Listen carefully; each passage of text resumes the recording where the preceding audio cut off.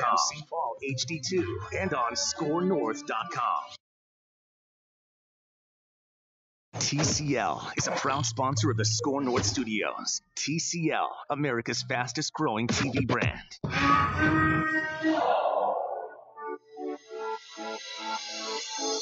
It's Purple Daily.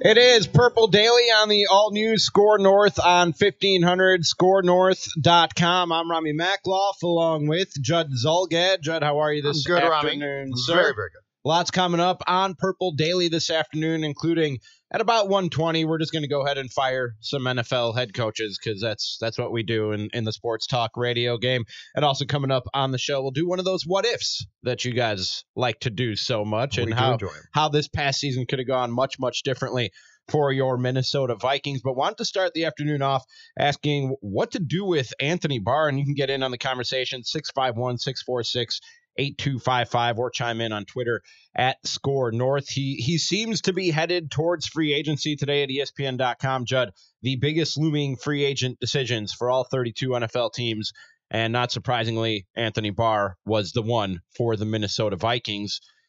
You don't want to let a guy as talented as Anthony Barr go, but I feel like they're almost in a position where they kind of have to. I think they absolutely do. And here's the conversation. So you saw in 2018 what Cousins can do. You saw offensively where you definitely took a step back. I think the conversation with Zim is very simple. You call Mike in and say, okay, we went and got Kubiak. The Kubiaks. He's the Kubiak family. The Kubiak family. Ma Kubiak, right. Pa Kubiak. They're all here. They've all been hired. They are head coach offense, right. But we're doing this because you are head coach defense, and you're damn good there. So I think the conversation goes beyond Barr. I think the conversation starts with Barr, who's going to leave, but I think it involves conversations about guys like Trey Waynes as well. And to say, Mike, you're going to have to do an unbelievable job of coaching defense because some of this talent is going to have to be peeled away for cap purposes to improve us offensively, most importantly on that line probably. So I guess my comeback to the Barr question is, how can you afford to keep him? Right. He's really good, and I think a team that probably plays more of a 3-4 scheme, which can then use him consistently to rush the quarterback, is going to come in with a multi-year, multi-million-dollar offer. And if I'm the Vikings, I've got to say, you know what? You've done a nice job. You can make an argument that he hasn't been utilized as well as he probably could have during his time here consistently. But Ramie, I guess my comeback is, can the Vikings afford to keep him? And the answer is no.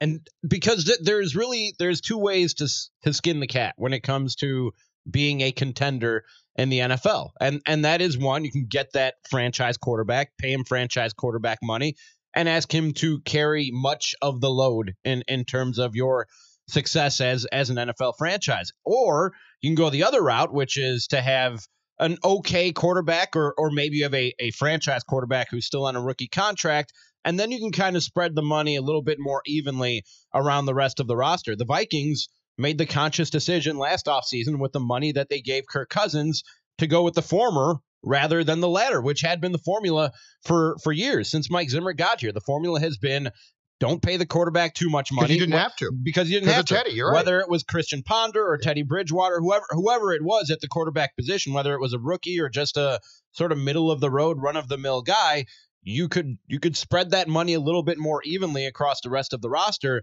You made the conscious decision as an organization last year that you were going to pay franchise quarterback money, and that meant sacrifices somewhere down the line. We saw it in Seattle when Russell Wilson, when they finally had to pay him, they had to make some tough roster choices elsewhere. We saw it in San Francisco when they paid Colin Kaepernick a few years back, and they had to make some tough decisions elsewhere on the roster. And that's now where the Vikings are, and they've put themselves in that position. They paid Kirk Cousins franchise quarterback money. Now it's time to make some of those tough choices. And the interesting thing in the case of Wilson in particular is this. Wilson is so damn good that you can give him an offensive line that's pretty much the Motel 6 of offensive lines. Right. And he can operate. I'm not saying it's ideal, right? But he's mobile. He is very talented. He still makes throws where you say, oh, my God, I can't believe that consistently he can make those throws, especially with the pressure that was applied on him. We saw from Cousins what Cousins can do. And do I believe that Cousins has taken too big of a rap? Possibly. Now, there are some areas I didn't know that he's not as talented in that are disappointing, but you really saw in full detail this past year what Cousins can't do. And those things mean that your line has to improve, the talent around him probably, and despite the fact that receiver-wise he's got two great ones, that has to improve. So you were really given a play-by-play this year of your to-do list and what has to be on that list. And that's why I said part of this discussion has to going to Zimmer and saying, Mike, coaching-wise, we're going to have to probably take a step back defensively in a couple of key places, and you're not going to like it, but we have so much faith in your ability to coach defense that we still have very high expectations that no matter who we give you, as long as we don't strip the whole thing away, which they won't, you're still going to do a very good job of coaching that side of the ball because we have to make improvements on the offensive side. And you're going farther than Anthony Barr. Like you said, there's Trey Waynes. I think it starts with Barr. Right. Yes. Right. So, but you're going much farther than that. You're paring down the defense beyond Anthony Barr to make some room for some offensive linemen. If you look at what Trey Waynes is going to be paid for a cornerback on his fifth-year option, I'm going down a path of saying I think that there's a very good chance that with Holton Hill now having proven himself as an undrafted rookie in 2018 and playing pretty well, and with Hughes coming back off the ACL, that there's a very good chance that you're going to have to go to Mike and say, one of these cornerbacks that you like a lot, who's going to make a lot, and I'm picking on Trey Waynes here, is probably going to have to be trimmed off this thing to create even more salary cap space. Because you're going to need to add at least one offensive lineman in free agency. You would think, right, to upgrade the offensive line. And then maybe you get You're going to have to find someone somewhere. One or two more in the draft, because the offensive line right now is decimated. Well, I think skill position-wise, you're good. You could add a little bit more depth to the wide receiver position. Third receiver, definitely. You have as good a tandem as there is in the NFL with Diggs and Thielen. And then you have Rudolph at the tight end position. Hey, you could upgrade there. That Kyle's a great this is a dicey conversation. Oh boy. Kyle Rudolph's a great guy. He really is. But I think if you pumped John DeFilippo full of truth serum today and sat him down and said, "Tell me about it. Tell me what happened." Besides saying Mike Zimmer is a bleep hole, I think what DeFilippo would tell you is that he thought in his heart of hearts that he was going to come here and Kyle was going to be his Zach Ertz. And Zach Ertz is out of this world. He's a beast. Okay? Yeah. He's phenomenal. Yeah. Kyle looks the part, but when you strip away, go watch Kyle's games. Kyle's a nice player, and Kyle can be used. And this is no insinuation that he should be cut and is not a good player. But Kyle Rudolph is not in that echelon of tight ends that we look at, the Travis Kelce's and the Ertz, and say, oh my gosh. And so you think he ever was? No, he was not. But he looks the part. But right. he looks the part, and he's a very popular guy here. And so speaking out, the perception of speaking out against him is probably, how can you say that about Kyle? Kyle's a very nice player, but he's a nice player. He's not a great player. Kyle has shortcomings certainly in the blocking game, and he can catch the ball, but that athletic, true basketball ability that some guys have, right. And I'm talking about guys that you look at and say, that guy could go and play in the NBA tomorrow, Kyle does not have. And so if you really wanted to, if you thought about it, there could be a very compelling case made that the Vikings could definitely upgrade at that position. But you're not going to go in free agency to upgrade at that position. It's not that much. I'm just throwing that out there as an issue. You might draft a successor to Kyle Rudolph in this year's draft. Now, my hot take, Ramie, a couple of days ago about the offensive line is the one place that I would start to look long and hard, because the entire focus in 2018 was guard play, because the guard play stunk. And we talked about guard play, and you got to upgrade on guards. Okay, if you upgrade on guards, though, odds are you're going to draft or sign a guy that fans are like, who? Because, guards are guards. Unless you're going out and getting one of the upper echelon, just great guards, which they're not going to do. But my hot take, and the one place that I would definitely look long and hard about getting an improvement, an upgrade, left tackle. Riley Reef. Okay, the problem in this town is this.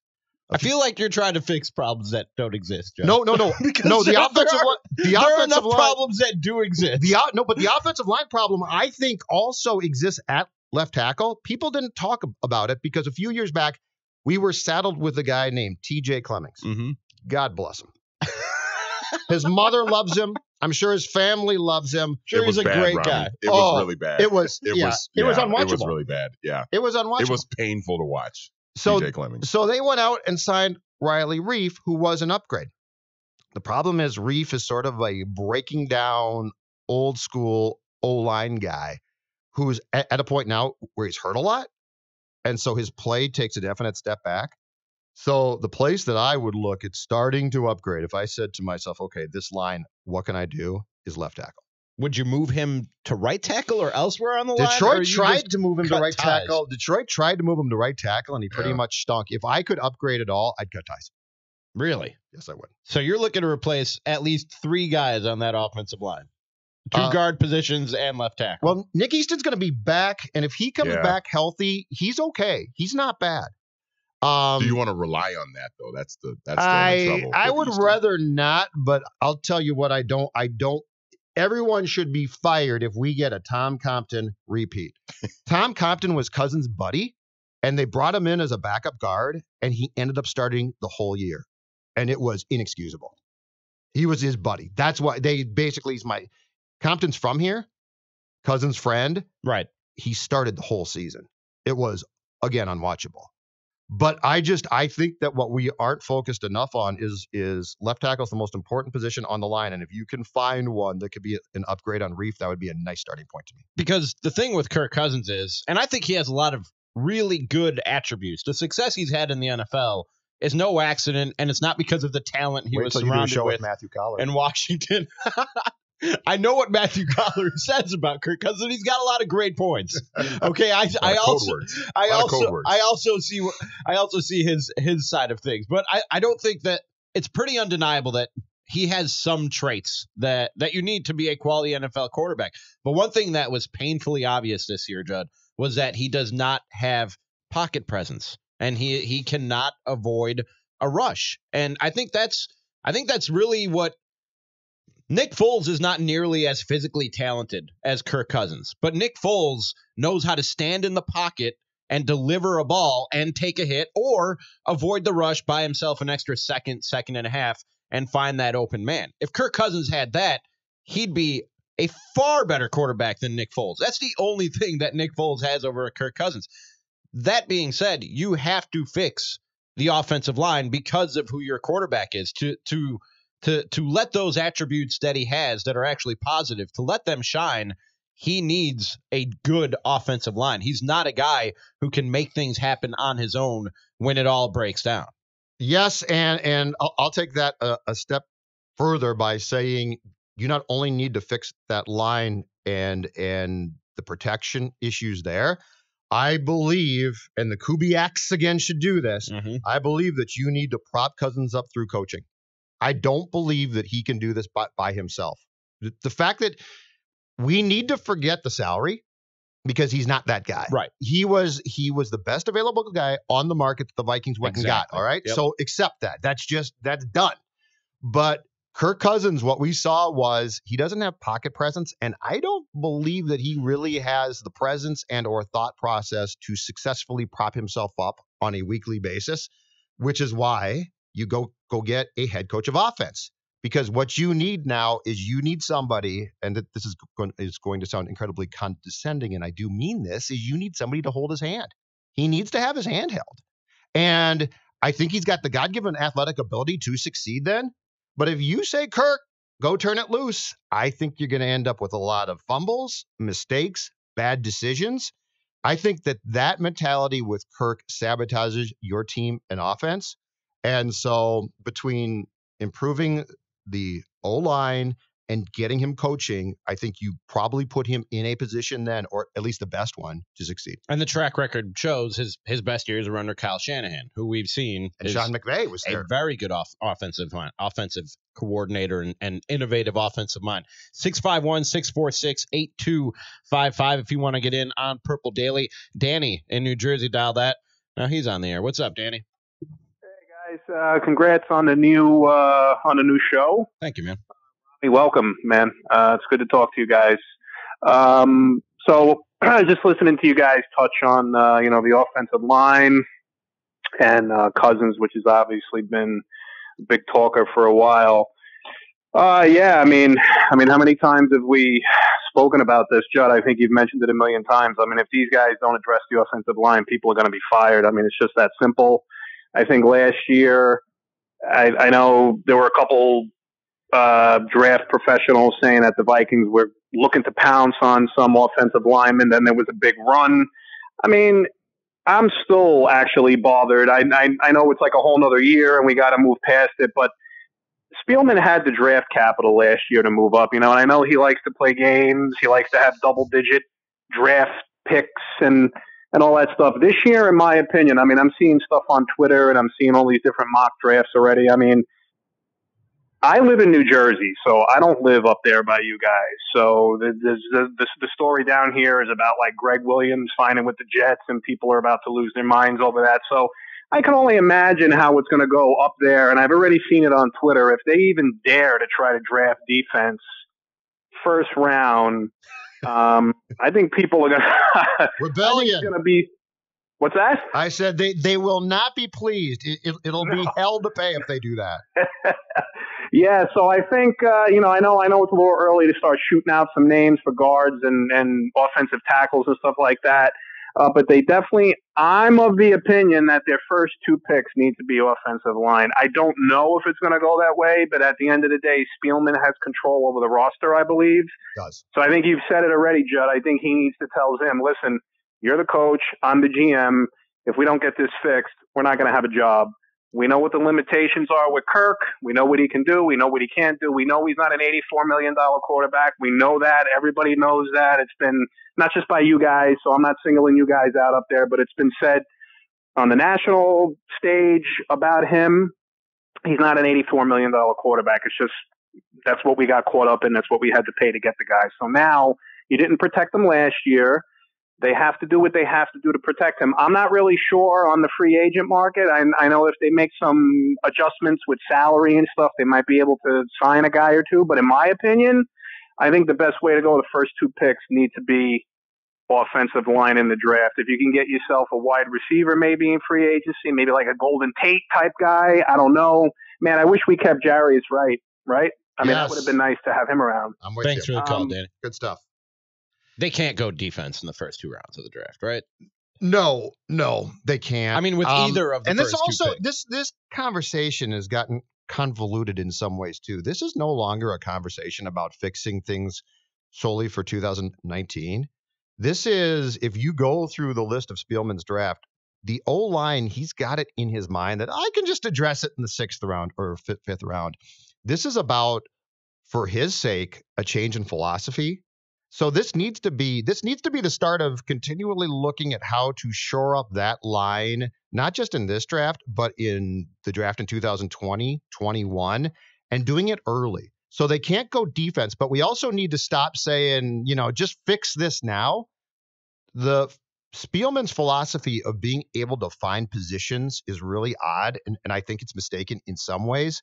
He needs to make this the first draft in which they address offensive line early, but it certainly can't be the last one. You're not going to fix the entire thing in one draft. So his philosophy with that position group needs to change. It's Purple Daily on SKORNorth.com. You got something over there, Manny? Well, no, I was just going to weigh in very quickly on this, too. I think one thing we have to consider, too, is the strength of the depth of the offensive line in this particular draft. Like, is this draft, do we know if this draft is rich in guards like it was last year? Not like last year's was, Manny. Because that might be the problem. If the Vikings are drafting, 18th, I think? Yes, 18. Yeah, that's right. So is the question you have to ask yourself, is there going to be a guard at 18 that's worth taking at 18? And that's why I'm saying, because you don't want to reach for a guy. No, you don't want to take a guy that should be a 2nd round pick in the 1st round just because you need a guard. But that's why I'm saying his philosophy needs to change here too. Yeah, he makes some odd picks. You can find running backs anywhere, wide receivers, unless it's a top 5 guy, right? Mm-hmm. So Rick's philosophy, starting with this draft, needs to be altered. And what he needs to start to do and realize is O-line, if it is there, it needs to be taken. Like, you can't just be like, I'll find some guy from Kalamazoo in the 5th round. No, I'm serious. Yeah. And it's incredibly frustrating because, and he had this philosophy until Zim showed up about cornerbacks. He thought, I'll just take corners in the Asher Allen. He's an undersized bleeping corner from Georgia in the 3rd round. I could beat him. And then Zim showed up and they changed that. But the fact is, offensively, I'm hoping the Kubiaks get to him and say, Rick, what are you doing here draft-wise? Because Rick's not a bad evaluator of talent, but I think he's very misguided and mistaken at times about position groups and where he wants to take them.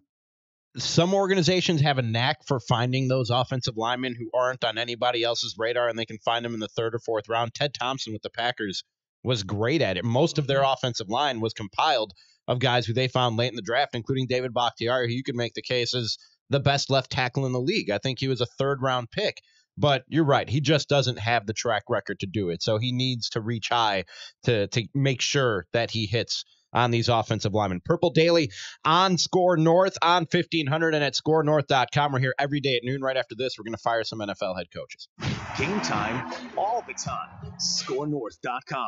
TCL is a proud sponsor of the SKOR North Studios. Every single time something started to go the wrong way for the Timberwolves, Tom Thibodeau threw a fit on the sidelines, was berating players, berating officials. And if you're a player, you look over there and there's this negative energy you can't help but feel even from the other end of the court. And so at the very least, Ryan Saunders brought positive energy and an encouraging style to the bench, and that's super important. Britt Robson of The Athletic wrote a lengthy piece. A very minor but revealing tidbit about Tibbs' approach concerns the lasagna dinner Taylor holds for the entire team at the end of every preseason training camp. It is a cherished get-together. Thibodeau has been a no-show at these gatherings. You lost games, well, that's bad. You lost players, that's bad. But when you didn't show up for the damn lasagna dinner, that was it. You can find more from the SKOR North TCL studios on demand at SKORNorth.com. TCL, America's fastest growing TV brand. Joe Souchere is tinkering with new tools in the garage. What do we have here? Torque wrenches, power tools? The podcast is a subscribable audio file. It's just a radio show that you can listen to whenever you want. Garage Logic is available as a podcast. I'm seeing the future! Find Joe Souchere and the Garage Logic podcast at garagelogic.com, the Apple Podcast app, or wherever you get your podcasts. Wonderful. The show will live on in podcast form. The Garage Logic podcast, available now. It's perfect. I'm Tom Shane. And I'm Borden Shane. Couples in the Twin Cities tell us that it's easy to love a Shane Company diamond because of its unmatched sparkle. That's because no other jeweler buys diamonds the way we do. We have our own team of buyers who handpick only the most beautiful diamonds in all 3 diamond capitals of the world, Antwerp, Tel Aviv, and Mumbai. We work with the same reputable families of diamond cutters that my dad and his father did. They treat us like family and set aside their best rough diamonds to be cut and polished just for us. Then we examine each finished stone individually and only buy the prettiest diamonds within each grade. Our rigorous evaluation process guarantees that your Shane Company diamond has maximum sparkle, whatever grade you choose. We're the only jeweler in the Twin Cities who's been directly importing the prettiest natural diamonds from around the world for generations. Now you have a friend in the diamond business. Shane Company and ShaneCo.com. Guys, are bedroom troubles killing your sex life? Gainswave can help. Gainswave is a revolutionary medical treatment for ED. Requires no shots, no pills. You can be spontaneous again. Gainswave is a scientifically validated therapy to restore blood flow and treat the root cause of ED. The prestigious medical journal, the Urology Times, calls it a potential cure for ED. For more info, visit GainswaveMN.com or call Plymouth Regenerative Care at 763-325-4998. That's 763-325-4998. Some job boards make you sort through tons of the wrong resumes, which makes finding a great candidate like, well, trying to find a needle in a haystack. That's not smart. The smart way? ZipRecruiter. They actively find and invite qualified candidates to apply. So while other companies might deliver a lot of hay, ZipRecruiter finds you what you're looking for. The needle in the haystack. ZipRecruiter. The smartest way to hire. Try ZipRecruiter now for free at ZipRecruiter.com/free. That's ZipRecruiter.com/free. Become the best steward of your own money Join us at Online Trading Academy for a free investing class by dialing pound 250 on your cell phone. Use keyword OTA. Again, pound 250, keyword OTA. We're pinning our ears back. SKORNorth.com.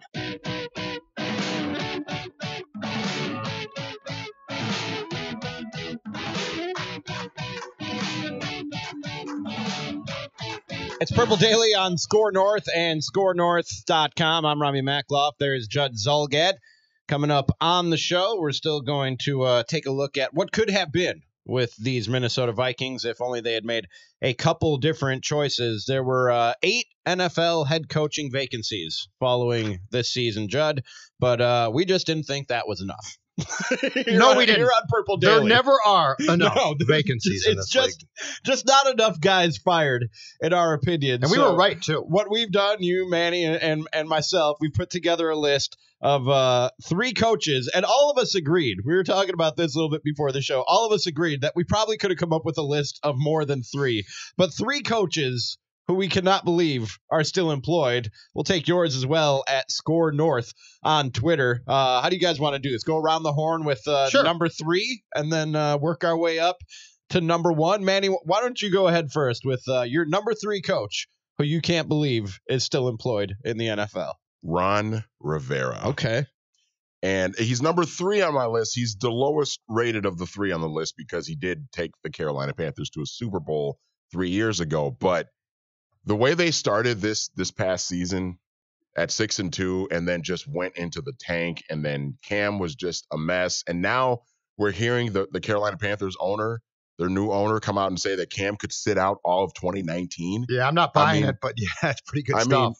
The way that team just sort of melted down in the second half of the season, a 1-7 finish after a 6-2 start, I'm very, very surprised that Ron Rivera is going to be back. Yeah, I had Ron Rivera was the guy who was just on the outside looking in of my list. Really? Okay. Yeah. He just barely didn't make it. Judd, who's number 3 on your list? I am with Manny Hill. Okay. So the Panthers went 7-9.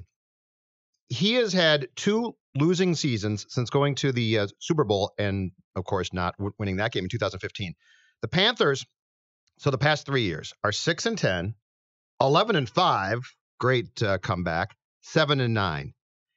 He has had 5 losing seasons in 8 years. And the other thing about Rivera that's odd to me at this point too is, as Manny said, their owner changed, right?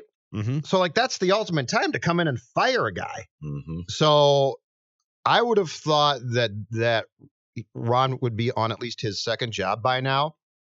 He's my number 3. Number 3 for you. Number 3 for me was, and I'm pretty sure this guy's going to end up on both your lists, but number 3 for me is Jason Garrett. How in Dallas, with Jerry Jones as your boss, who's willing to invest as much as a guy can possibly invest in a roster and willing to go out and make moves like trading for Amari Cooper. And I know a lot of people like to bag on Jerry Jones for his abilities as a general manager, but he's willing to make big moves and big changes to try and help his coach and upgrade his roster. And for that, Jerry Jones has gotten 4 winning seasons and 3 playoff appearances and no Super Bowl appearances in 9 seasons for the Dallas Cowboys, who are supposed to be the class of the NFL. Here's what I don't get about that. Mm-hmm. Jerry Jones in Dallas and Daniel Snyder in Washington are as loose cannons as you could possibly get, right? Yeah. Like we look at them and we're like, what are you doing? But they really don't fire coaches that much. Like those would be 2 jobs that you would think would be churned and burned through every, let's say 3 or 4 years, right? Yeah. It is amazing that those 2 guys, with their personalities and lack of patience, essentially keep guys. So I'm surprised too. And on top of that, and this is a theme I'm going to keep coming back to in my coaches who I can't believe are still employed. If you're an offensive-minded head coach, offense better be the bread and butter of your football team. In the 9 years that Jason Garrett has been the head coach of the Cowboys, not only have they only made the playoffs 3 times, they've had a top 10 offense 3 times. Wow. 3 times they've had a top 10 offense in Dallas, according to yards, since Jason Garrett has been the head coach. So if you're an offensive head coach and you still have your job after 9 years with 3 top 10 offenses, is beyond me. Manny, who's number 2 on your list? Well, Jason Garrett was actually number 4 on my list, so he was like my first one out. But number 2 on my list, and Judd kind of alluded to it by mentioning the owner, is Jay Gruden. I look at Jay Gruden and I'm saying, what has he really done? He's been the head coach in Washington for 5 years, and he's made the playoffs 1 time. Now, this year, they got a bit of a bad break because Alex Smith had a really gruesome, broke his leg. But even then, even before the injury, they were kind of a fringe playoff team anyway. So at this point, you got Kirk Cousins for all of those years, and then you let him go, and you make the big trade for Alex Smith. You give him a lot of money. You were still a 500 mediocre team that's sort of fighting for a playoff spot. I'm really surprised that he's made the playoffs 1 time in 5 years. And Daniel Snyder, Judd, to your point, that guy's crazy. I'm surprised that he didn't pull the plug on Jay Gruden. He's completely nuts. Yeah. Do you think somebody has gotten to him and said you can't fire the coach every year? It's just you just can't do this. No, but it's been a while. Like, I would have thought that Jay Gruden would have lasted 3 years or so. Mm-hmm. Snyder's completely off his rocker. He's terrible. 4-12, 9-7, 8-7-1, 7-9, 7-9. Those are the 5 years that Washington's had under Jay Gruden. The only reason he wasn't on my list is because I feel like he hasn't really had a roster that he should be getting much more than that out of. And don't forget, Sean McVay was on that staff. Yes, he was. Yes, he was. The hottest head coach in the National Football League right now was Kirk Cousins, I think, position coach. Even he couldn't fix it. That's what that tells you about the situation in Washington. Number 2 on your list of coaches you can't believe are still employed, Judd. All right, 1 year, and I don't know how this buffoon kept his job. I know where you're going. Oh, this guy's an idiot. Matt Patricia. Don't you look at Matt? Matt Patricia is a mistake that needs to be fixed. If you are the Lions, how do you not look at him 6-10, can't deal with people to save his life, came in and had that BS thing in the camps of, I'm going to run these guys. It's like, dude, this is not 1975, okay? Matt Patricia is a one-and-done guy. If the Arizona Cardinals looked at Steve Wilkes, who, by the way, probably deserved after a year to be fired, but if the Arizona Cardinals were smart enough, and the Cardinals are idiots, to look at Steve Wilkes and say, you're fired, how do you not look at – and seriously, sometimes you just screw up. Yeah. Like sometimes you hire the wrong guy. It's not the end of the world. You just admit it. You just But the Belichick tree is nothing but poisonous. Like the Belichick tree, what's off that tree where you're, this is fantastic. Let's just wait and see. It really hasn't happened. The Belichick tree implodes continually. Matt Patricia is a coordinator. He's nothing more. He can't deal with people. He can't deal with players. He can't deal with the media. He is a buffoon of the first class. I'm going to admit, and Matt Patricia is on my list, so I'll go ahead and get to it. I'm going to admit that I thought Matt Patricia was going to break the chain of the Belichick tree not working. I thought he would be a successful NFL head coach, and a lot of people were bagging on him and saying, you can't have that look. That I don't know if you want to call it slobbish look, whatever you want to call it. The sweatsuits, he's a little overweight. He wears the beard. He wears the baseball cap. He's not the most kempt dude. He's a pretty, and a lot of people said you can't be a coach with that look. And I defended him. I said, that's ridiculous. What does that have to do with what kind of NFL head coach he is? And I still stand by that. But he was just such a train wreck once he actually got the job. Remember the slouching? Yeah, I was going to say, here's the thing. You can be a fat slob, and that's fine. Yeah. You can't be a fat slob telling a reporter to sit up. Exactly. Like you're dressed in a tracksuit, which I have no problem with being a fat slob in sweatpants, okay? Yeah. I've done it. Sure. So I'm not criticizing it. I spent most of my life as a fat slob in sweatpants. But did you ever look anyone in the eye and say, sit up? Well, do me a favor, just kind of sit up and just have a little respect for the process. Every day you come in and ask me questions and you just kind of give me this. But I mean, just be a little respectful. I'm asking just to be a little respectful in this whole process. Okay. So ask me a question professionally and I'll answer it for you. And then the hypocrisy continued when he talks about being a professional and respecting the process. And then leading up to the Week 17 game against the Packers, we find out that Matt Patricia is routinely late to his own meetings and unapologetic about it. What kind of head coach is late to his own meetings and unapologetic about it? Most coaches are, the football guy who if you're not 15 minutes early, you're 15 minutes late. The coach is 15 minutes late. What kind of tone is he setting? He is an absolute train wreck of an NFL head coach. And the hat trick was when he took his team outside to practice Yes, with that's what I was indoor gonna get and to. warm weather games over the next, 3 weeks? Yeah. I think they were going to Carolina, and then they were going to be at home in the Dome for 2 games. And this idiot goes outside and practices and tries to defend it. What gets me too, You're and fired. 2 things on Matt Patricia for me. One was I was sour on him after Nick Foles torched his defense in the Super Bowl.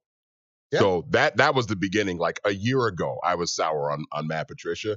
But then, Judd, you just alluded to it, the snow, the practicing in the snow. And then to like go on this like 4 or 5 minute just like explanation to the media of why they practice. It was just so condescending and just arrogant and just doing all of that to explain why you practiced unnecessarily in the snow was just ridiculous. So is Matt Patricia on all our lists? Is that? He actually is not on my list. He's not on your list.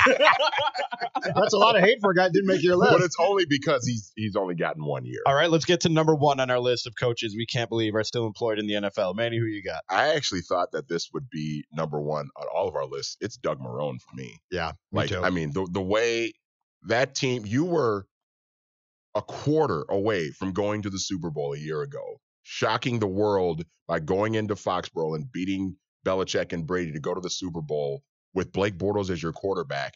And then you decide to just run it back with the same quarterback, even though he was abysmal. Mm-hmm. And then you just fall flat on your face after a 3-1 start this year and finish, 4-12.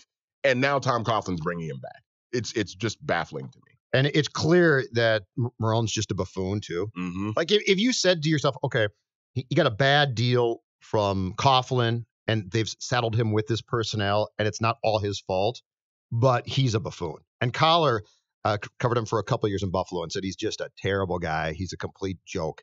So if you're the Jaguars and you've got a chance to hit the reset button right now, bang, you can change the whole thing, which you should do. And you bring this guy back, there's always 1 or 2 coaches that teams stick with, and everybody says, why? Yeah. Doug Marrone is not on my list.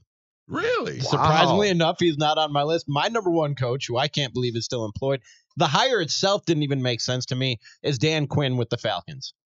He's been there for 4 years. I think they have 2 playoff appearances in the 4 years. Yeah, 2 playoff appearances in the 4 years, 2 winning seasons in the 4 years. So the record isn't that bad. But and we talked about this in the first segment, there are 2 ways that you contend to win Super Bowls in the NFL. 1 is with the franchise quarterback, or 2 is with the money a little bit more evenly spread throughout the roster. You paid Matt Ryan to be your franchise quarterback and put a lot of the future success of the team on Matt Ryan, and then you hired a defensive-minded head coach. If you're going to pay that guy that kind of money, you hire an offensive genius, attach those 2 at the hip, and let them go until they run out of steam. I think that's the blueprint for the easiest way to succeed in the NFL. And they completely blew that Super Bowl. Right. Just completely kicked it away. So to hire a defensive-minded head coach, and then on top of that, what I said earlier about Jason Garrett and their offensive rankings, you brought in Dan Quinn to fix the defense.